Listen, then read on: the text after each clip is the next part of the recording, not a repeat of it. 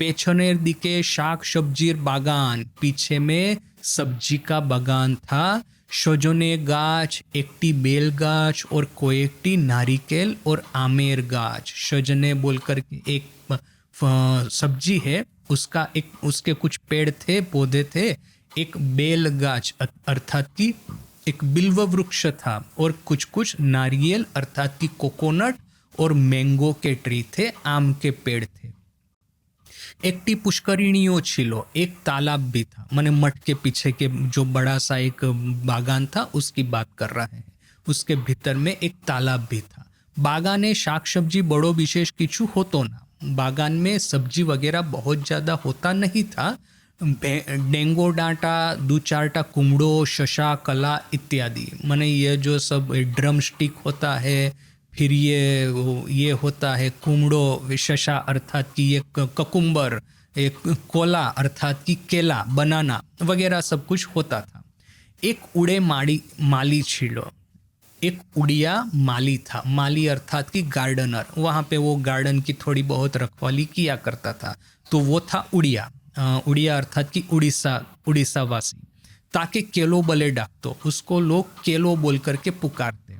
तरकारी किछु ना थाकले शशि महाराज माझे माझे बागाने ढुके डेंगो कुमड़ो शाक सजने डांटा बा पाता फूल जा पेते निमेषेर मध्य छीड़े बा बाटी दिए केटे आनते।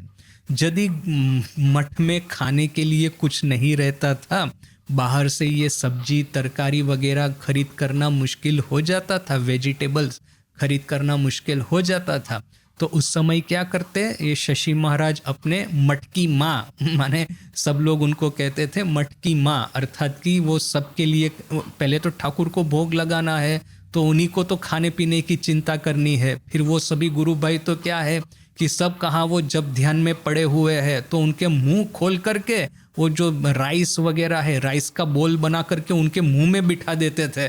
तो इस तरह से वो शशि महाराज सबकी संभाल लेते थे। बोल करके यहाँ पे भी जब बाहर से वेजिटेबल वगैरह खरीद करना मुश्किल होता, तो शशि महाराज क्या करते, इस गार्डन में जाते और वो जो वेजिटेबल कटिंग करने की जो एक बंटी जो होती है, इस तरह एक तरह का चाकू, उसको लेकर के वो फिर ये वेजिटेबल्स वगैरह जो कुछ भी मिलता उसको तोड़ करके लेके आते।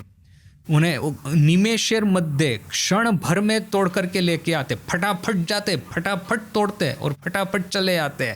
आर केलो माली उड़े भाषाएं आरे आरे की करो ओई सब खा दिलो नियोना बोले पीछू पीछू ताड़ा कर तो। और जब शशि महाराज इस तरह से वेजिटेबल की चोरी करते, तो वो जो उड़िया माली था वो चिल्लाता, अरे अरे क्या कर रहे हो, सब कुछ तोड़ लिया, लो ना, मत लो, ऐसा बोल करके चिल्लाता शशि महाराज का पीछा करता। कखन गाल पाड़तो चेंचातो, किंतु शशि महाराज किछुई भ्रुक्षेप करते ना, गो भरे आपनार मने चले आसतेन। कभी कभी गाली देता, कभी कभी चिल्लाता, किंतु शशि महाराज उसको बिल्कुल ही उसकी अवज्ञा करते, उसको बिल्कुल इग्नोर करते और अपने मन में अपने ही वो भाव में मग्न रह करके वो चले आते, उसको पूरा इग्नोर करके।